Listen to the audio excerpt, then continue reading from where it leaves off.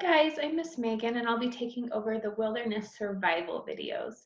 So at the beginning of every class, we're going to repeat our Be Prepared motto. We do this at school as well, so if you remember what it is, feel free to say it with me. Okay, to be prepared, we don't go anywhere alone. We always tell someone where we're going. We make a plan and then we stick to that plan. We should check the weather before we leave and dress accordingly. We always need to make sure we pack our supplies and take a few extra things in case of an emergency. We should take our survival kit and we should be part of the planning, which means if we're going with our family or our friends, we should be looking at the maps with them, seeing what plants grow there, what animals are around, where the water is, and learning all we can about it.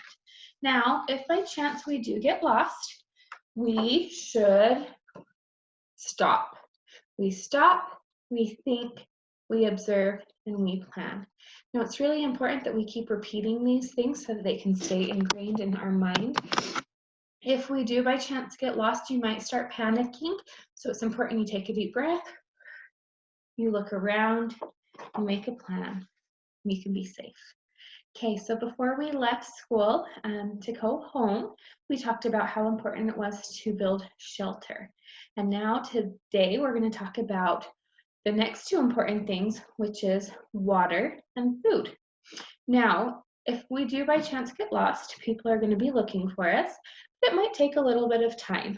And so we might go a couple days without food and water. So I want you guys to remember the rule of 3. If you get lost, you can only survive 3 hours in extreme weather. Now that might be extreme cold or extreme heat, but that's 3 hours. You can survive 3 days without water and 3 weeks without food. Now that's a long time. And even though you can, your body's not going to like it. So if we do get lost, the first thing we should do is build a shelter, because that's the most important.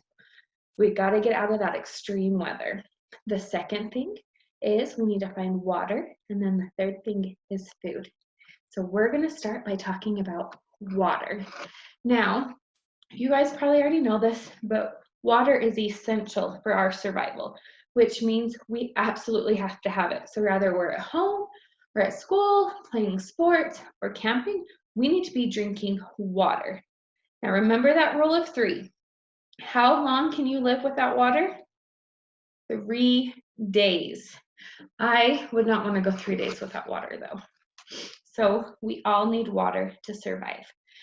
So when we're hiking or playing sports or even playing outside, it's important that you're drinking lots of water. Now that's water, not soda pop, not juice, but water. Did you guys know, let me get these out, that the average human body is 50 liters of water? Now that's 2 of these together is about a liter. So 100 of these bottles of water is in your body. That's how important water is. It makes all your organs work, makes your heart good, your lungs work, and it makes your mind think. So if you're out in hot water, you'll need to be drinking, 1.2 liters of water. So both of these and a little bit more a day. Now, if you're going without water and your body loses 4 liters of water, so really 8 of these bottles, you're going to start to feel thirsty and sick. If you still can't find water and you've lost 8 liters of water out of your body, your mouth is going to feel dry, it's going to feel sticky, you're going to get dizzy, you're going to have no energy, you're just going to want to sleep. Now, if your body loses 15 liters of water, so 30 of these bottles, that's a lot, you're going to start getting delirious. That means you're not going to go, what's going on, what's real and what's not real, and you are going to make some bad decisions. So we need to get water soon. So you need to listen to your body and those warning signs, because it's always better to keep hydrated than to get dehydrated and then try to fill up with water. Your body's not going to like that as much. And you, if you're camping or hiking with somebody, it's important that you're watching them for these signs of dehydration as well. Because if they're getting dehydrated, you might need to remind them or help them get some water so that they don't get sick. So if we are lost, worst case scenario in the wilderness, it's important that we're going to need to conserve the water that we have. Now we should be prepared, like we repeated at the beginning of the class, and we should have water with us.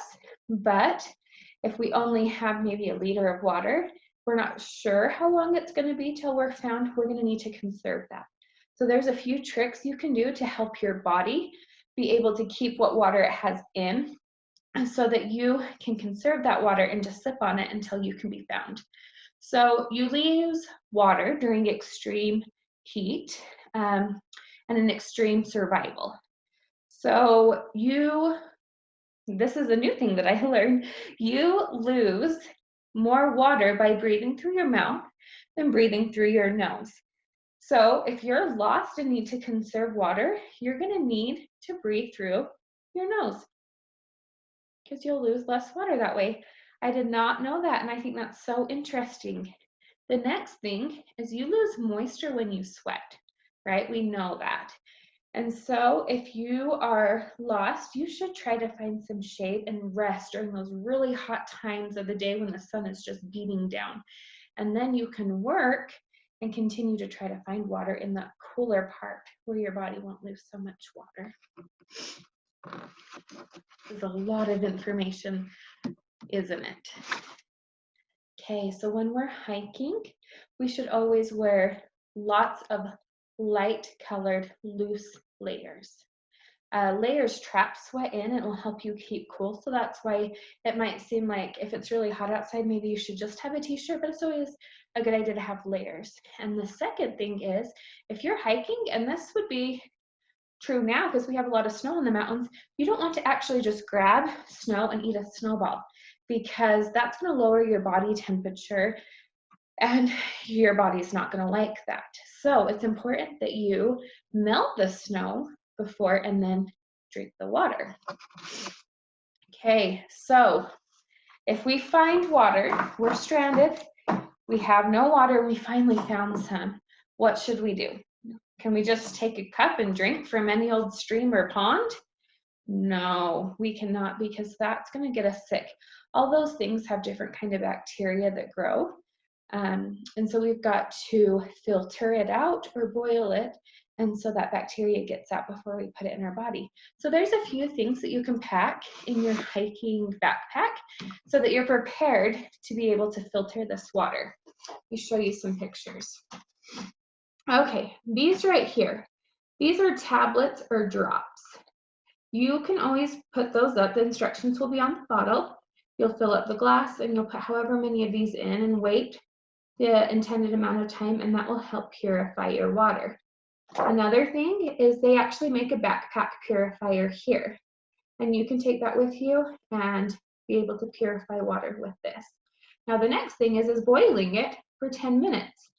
That might be the easiest thing to do, but to do that, you're going to need to remember a cup that can boil it, right? You're going to either need a tin can or a tin thermos, something that can withstand that heat to be boiled for 10 minutes. And doing all those things, each of those I talked about, will help get that bacteria out of the water, so your body will be able to be safe drinking it. Now, what do we do if we're lost and we cannot find water?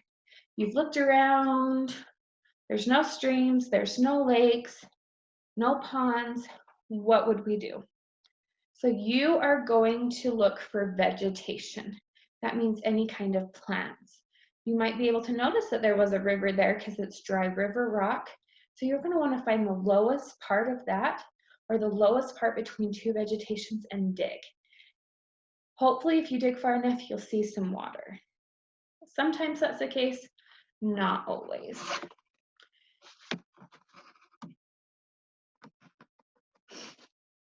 Okay, well, if you're in rainy places, you could always build a little tarp that goes down into a bucket to catch that rain.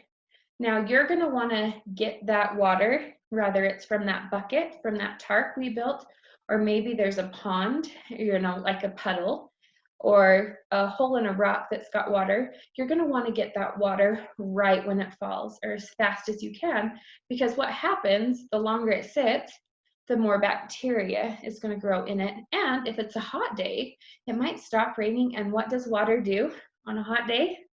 It evaporates. So it might not be there in another hour. Now, with all of that, it's important that we still are taking the steps we need to purify the water. Here's a little picture here. Let me show you. See how they made this tarp? So they hung it between two trees and they have a little bucket and that catches the rain in there. So that might be a good idea. So let's all take a deep breath. That was a lot of information, but I know you guys could do that. And that is how we would find water if we need it. Because how long can we go without water? 3 days. So let's go on to the next part of survival. We've got our shelter. We finally got the water we need.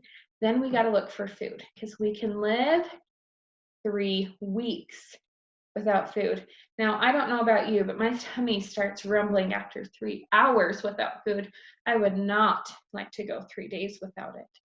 But it might happen in a wilderness situation. So let's talk about those different places that we could find some food. So the first thing is, if you're prepared, you should always pack extra snacks. Now these should be healthy snacks that have a long shelf life or aren't going to melt or get rotten in the heat or in the cold. Beef jerky is always good to take, some trail mix, some granola bars, things that you'll like and that you'll eat and that aren't going to be super heavy, because if you're backpacking, you're not going to want a lot of weight weighing you down. So to be prepared, let's say that again, we should always have food and water, extra food and water in our backpacks. But let's say we got lost and that food is gone. We've already ate it. Now what do we do? This is going to be fun. I think some of you are going to really like talking about things that you can eat. Okay, so if you're searching for food, you might think, oh, if a bird or a squirrel could eat it, I would be fine eating it, right?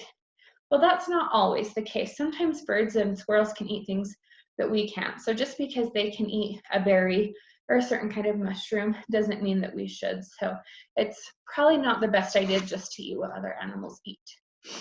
Now, first thing first, we should never eat anything we don't know what it is. So if you can't identify it, do not eat it. So this is where that, at the beginning of the lesson, about that preparedness of being part of the planning comes into play. When we're planning, we should always be looking at what kind of plants that grow there. And we should memorize 2 plants that are edible that grow where we're going. So if we do get lost, we're going to know what those 2 things are that we can live on. Okay? Now, insects are usually safe to eat, but bugs are not always. So insects might not seem super yummy to you, but if you're hungry enough, it might. So let's have a little science review. Insects have 3 body parts, 6 legs, and 1 pair of antennae, okay? So arachnids, such as spiders, ticks, and scorpions, they have 8 legs, just as their name suggests. And centipedes and other kind of millipedes, caterpillars like that, they have many legs too. So we can eat most insects. That means most things with 6 legs, we're going to be safe to eat. We should always avoid things like spiders and millipedes. You also should avoid eating anything hairy like a bee. So if it can bite you or sting you, probably shouldn't put it in your mouth. And with all these things, it's always good to cook them before you eat them. So let's say you're by a river or a lake. You can go fishing, and if you can catch fish, you can eat it. There again, make sure you're cooking it first. You can also eat birds, bird eggs, snakes and other small animals, cooking them. So you're gonna have to build that fire. Now, cattails, they grow a lot of places here in Utah and on this half of the United States. So cattails, they're a very useful plant and you can actually eat them. So this is what a cattail is. So if you're walking with your family somewhere this week, maybe look for these things and so you can see what they look like in real life. Maybe pick one and open it up and kind of see what it's looking for. I also want to challenge you guys this week to memorize 2 plants that are edible in a place that's nearby you. So I live in Logan. I've got Logan Canyon up there. So I'm going to do this challenge with you. And this week, I'm going to search for 2 things that if I was hiking in Logan Canyon and I got lost, that I could eat and live on. And I'll share it with you when we come back next week. Sound good? Okay, so I'm also going to teach you a game that you can play with your family. And I think you guys will really enjoy this game. It's going to help you be extra observant because if we are lost in the wilderness, we're going to need to be observant to find water and to find food that we can, right? That means we're going to need to really pay attention to what's around us. So I have a tray here. Let's see if I can get this going. There we go. Let's see, can you guys, there we go. So we've got a flashlight. We have got a dump truck. We have got a game system, some scissors, a car, and a stapler. I'm going to give you guys 5 more seconds to look at this. So if you're playing at home, you can give the person you're playing with 10 seconds to memorize everything. Ready? 1, 2, 3, 4, 5. I'll give you 5 more. 6, 7, 8, 9, 10. Then you're going to cover your tray up with a towel and tell the person you're playing with or your brothers and sisters, your whole family, to close their eyes. And you're going to take 1 thing off the tray, okay? Then you're going to have them open their eyes and you're going to show it again. So let me stand up again, tilt my computer down. Here is the stuff. So we've got that. I just want to make sure you guys can see everything. Okay, give them 5 seconds. 1, 2, 3, 4, 5. Okay, are you guys observant enough to see what item I took off? Let's see, it was the little race car. Okay, so you can just gather 6 things that are around you, put them on a tray and do this.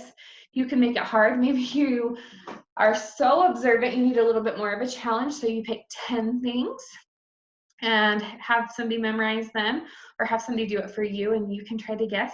And this is going to help you really learn to be observant and to really pay attention. So next week when we come back, I want to hear. You guys can email me and tell me how you liked this game. And I also want to hear 2 kinds of plants that grow nearby you that you can eat. And I'll come back and share what I find out too, okay? So I'll see you next week. Be safe, be prepared, be healthy, and I'll see you later.